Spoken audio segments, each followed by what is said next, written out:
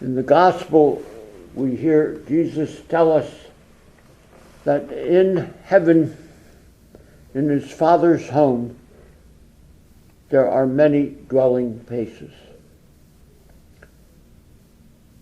Here on earth and even in our own city, there are many dwelling places and many different kinds of dwelling places. Dwelling place start from a simple cardboard box that we see some poor homeless people sleeping in on our streets, up to gigantic mansions that are being sold for millions and have an uncounted number of rooms within some of them. So it is in heaven. There are many dwelling places. Heaven is not going to be like Levittown, where all the dwelling places will look the same. Jesus said he's preparing one for each of us. And he knows us, and God knows us, and knows who we are, what we are, how we are, what kind of person. And this relationship that we have with him, with each other, is what is going to determine the type of dwelling place he's preparing for us. And that is, when it's prepared, he will come back for us.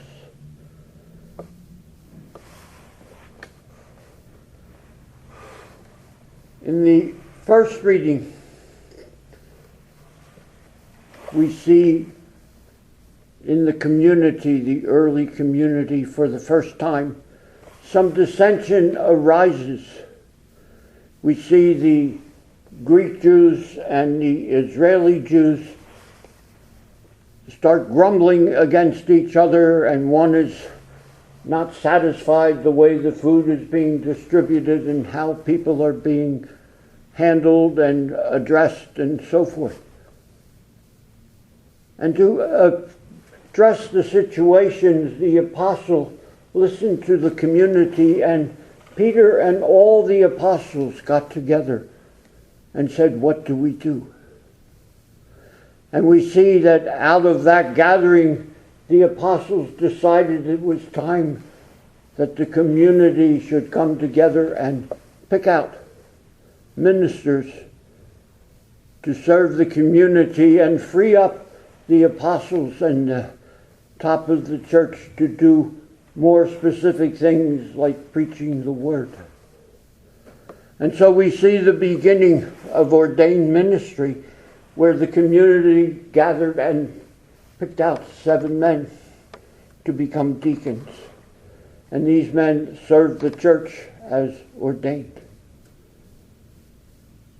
And so it is that through history, the Holy Spirit comes into the community, including the leaders, including the people, and together the Spirit is discerned through the bishops, through the leader of the bishops. And this is how the church works and how the church comes together. In our own church, I think we do that very well. But I think in terms of ministers and deacons and priests, we sometimes have in our minds that a man will come forward and say, I want to be a priest, I want to be a deacon, and that God calls. Well, God calls all of us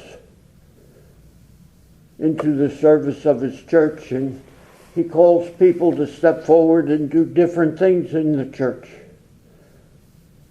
Sometimes we don't think we're worthy of calls. We don't think that we should step up and do certain ministries.